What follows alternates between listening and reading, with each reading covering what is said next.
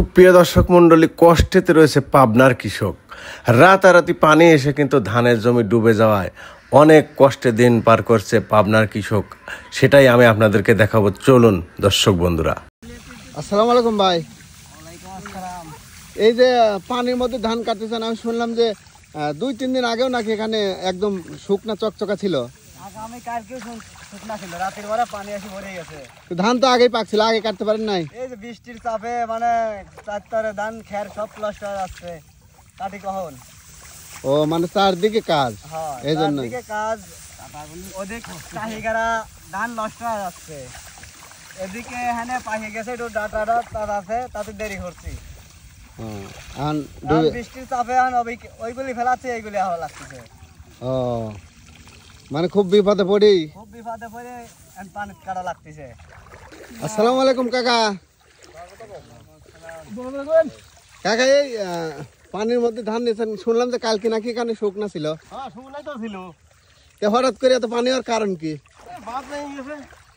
বাঁধ ভাঙি না?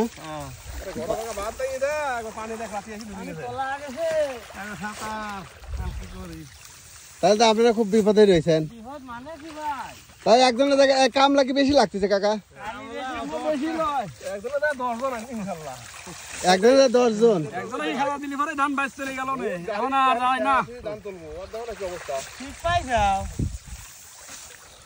আসলে সবশেষে আমরা যেটা দেখি যে সবচেয়ে বেশি পরিশ্রম যারা করে তারাই আমার বাংলার কৃষক। সেটাই বন্ধুরা, আপনাদের কিন্তু আমি আবারও এই কৃষক ভাইদের চিত্র তুলে ধরেছি আপনাদের সামনে। তা কাকা, সারাদিনই কি ধান নিতে হবে?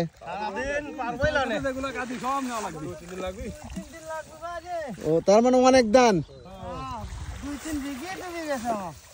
আর এই 1 আটি ধান তো 2 আটি সমান 12 হয়ে গেছে, না তারও বেশি?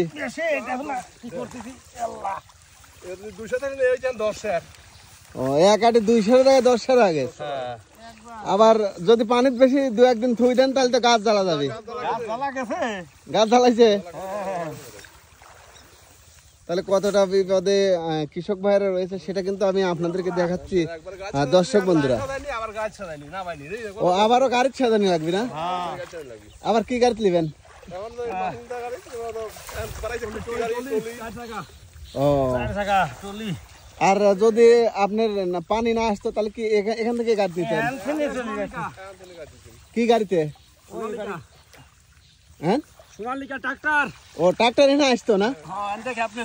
যে জায়গাতে আসলে ট্রাক্টর আসার কথা দর্শক বন্ধুরা, সেই জায়গাতে কিন্তু নৌকা চলে আসছে।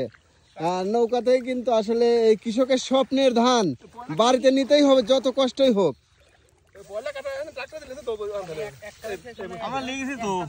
ট্রাক্টর দিলিছেন না?